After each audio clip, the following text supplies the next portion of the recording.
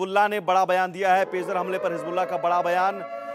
हमले के पीछे इजराइल का हाथ है। हिजबुल्लाह ने साफ तौर पर कह दिया है कि हमले के पीछे इजराइल का हाथ, और हिजबुल्लाह कहीं ना कहीं भड़क चुका है।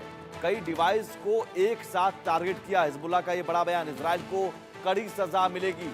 पेजर हमले पर हिजबुल्लाह का यह बड़ा बयान, और साफ है अब बदले की कार्रवाई के बारे में हिजबुल्लाह सोच रहा है। कई डिवाइस को एक साथ टारगेट किया गया, ये हिजबुल्लाह की तरफ से कहा गया है, और एक साथ ब्लास्ट भी हुआ, सीरियल ब्लास्ट हुआ पेजर हमले पर।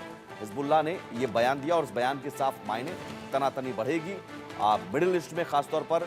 और इजराइल जो कि पहले से ही गाजा में तबाही मचा चुका है फिलिस्तीन के खिलाफ, और अब हिजबुल्लाह को एक तरह से नए तरीके से टारगेट करके बता दिया है कि इजराइल अभी रुकेगा नहीं, झुकेगा नहीं। अब हमले के लिए इजराइल को जिम्मेदार ठहराया जा रहा है। हिजबुल्लाह ने सीधे सीधे धमकी दी है कि हमले के लिए इजराइल जिम्मेदार है, बेगुनाहों को निशाना बनाया गया। हिजबुल्लाह की धमकी कि दुश्मन को हमले की कीमत चुकानी होगी। हिजबुल्लाह के हमले से इजराइल डर गया, ये हिजबुल्लाह ने कहा। गाजा पट्टी वेस्ट बैंक पर कब्जा न करने से वो हताश है। दुश्मन को अब हमले की कीमत चुकानी होगी, विश्वासघात का बदला लिया जाएगा।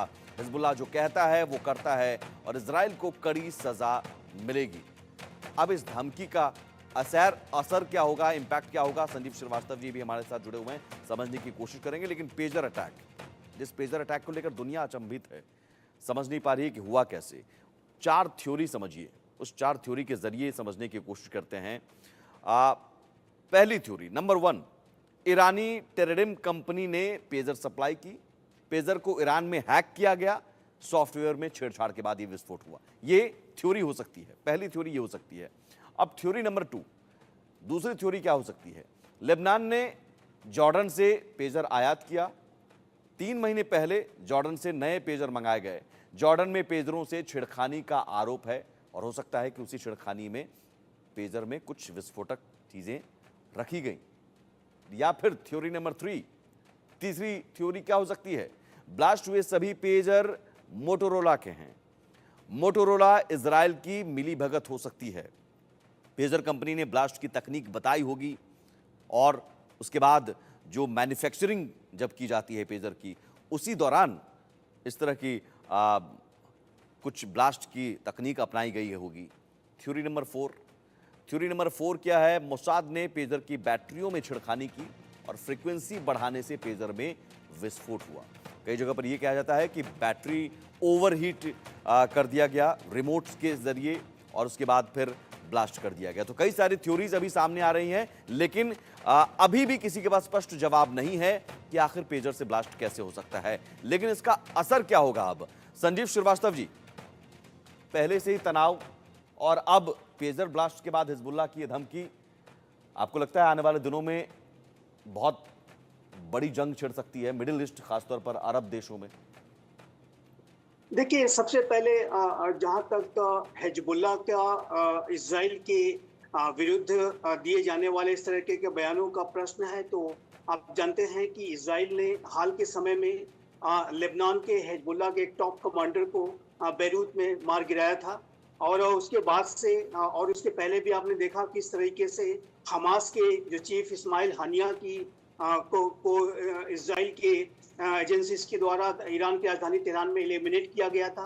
हालांकि इस्माइल हानिया के संदर्भ में इजराइल ने कोई जिम्मेदारी नहीं ली थी, लेकिन जहां तक लेबनान में हिजबुल्लाह के टॉप कमांडर को मार गिराने का जो इजराइल ने ऑपरेशन किया था बैरूत में, उसकी जिम्मेदारी इजराइल ने ली थी। और उसके बाद से इस बात की लगातार आशंका थी कि जो हिजबुल्लाह है वो इजराइल पर कोई बड़ा हमला कर सकता है। और ईरान में इस्माइल हानिया की हत्या के बाद इस बात की भी संभावना थी कि ईरान हिजबुल्लाह के माध्यम से इजराइल पर कोई बड़ा हमला कर सकता है। तो इजराइल के अंदर जो है हिजबुल्लाह को लेकर के पहले से ही बड़ी आशंकाएं थी कि हिजबुल्लाह समय की ताक में है, और वो समय आने पर कोई बड़ा हमला कर सकता है। और जाहिर है कि इजराइल ने ऐसे किसी हिजबुल्लाह के द्वारा किए जा रहे हमले के पहले ही बड़ी कार्रवाइयां की हैं। और मेरा ऐसा मानना है, मेरे असेसमेंट के मुताबिक, ये जो इजराइल का ऑपरेशन है ये उसी हिजबुल्लाह के विरुद्ध की जाने वाली जो पहले से ही जो प्रीएम्प्टिव जो उसकी जो कार्रवाइयां हैं उसी का हिस्सा है और हिजबुल्ला इससे निसंदेह दबाव में है। हिजबुल्ला धमकी तो अवश्य दे रहा है, लेकिन ये एक बहुत बड़ा मेजर अनप्रेसिडेंटेड अटैक है जो कि हिजबुल्ला ईरान कैसे लेगा इसे? ईरान कैसे ले सकता है इसे? अमेरिका तो अपील कर रहा है कि भाई ईरान इसे ज्यादा तूल ना दे। देखिए, ऐसी रिपोर्ट्स हैं कि जहां तक ईरान के लेबनान में एम्बेसडर हैं वो भी इस पूरे पेजर ब्लास्ट में घायल हुए हैं और ईरान भी जाहिर है कि इसकी आलोचना करेगा।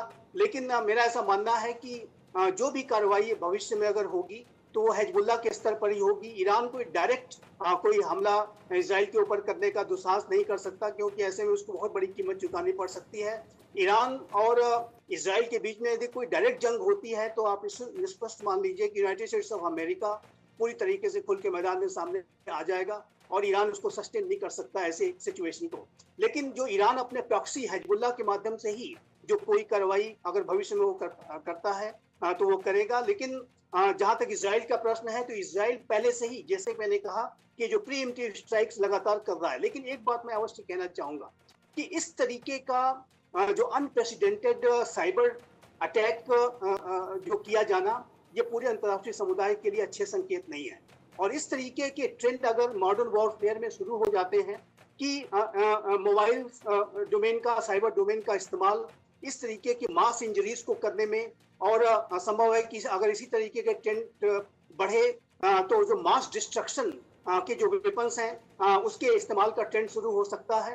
और मेरा ऐसा मानना है कि इस तरीके के वेपन्स का और इस तरह की टेक्नोलॉजीज का इस्तेमाल करने से राष्ट्रों को बचना चाहिए और ये पूरे अंतर्राष्ट्रीय समुदाय के लिए अच्छे संकेत नहीं है। मॉडर्न वॉरफेयर में इस तरीके की मास कैजुअलिटीज को और मास इंजरीज को कराना, ये मेरा ऐसा मानना है कि इसके संदर्भ में अंतर्राष्ट्रीय समुदाय को गहराई से विचार करना होगा। और आज इजराइल ने अभी हालांकि कोई इसमें स्पष्ट उसने जिम्मेदारी नहीं ली है, लेकिन ये स्पष्ट है कि ये जो पूरा ऑपरेशन है वो इजराइल की तरफ से कंडक्ट किया गया है और इसमें अनेक निर्दोष लोग भी इसमें इंजर्ड हुए हैं।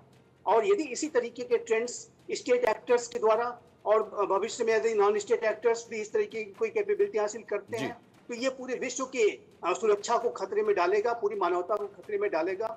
तो मेरा ऐसा मानना है कि मैं आपके चैनल के माध्यम से स्पष्ट रूप से कहना चाहता हूं कि इस तरीके की जो टेक्नोलॉजीज, स्ट्रेटेजिक टेक्नोलॉजीज का इस्तेमाल करते हुए साइबर डोमेन में इस तरीके का बड़ा हमला किया करना, ये पूरे मानवता के हित में नहीं है और इस तरीके के हमले को करने और वाकई से अभी स्थिति ऐसी है कि यूएस भी समझ नहीं पा रहा है। यूएस भी अब इसकी जांच कर रहा है कि ये हुआ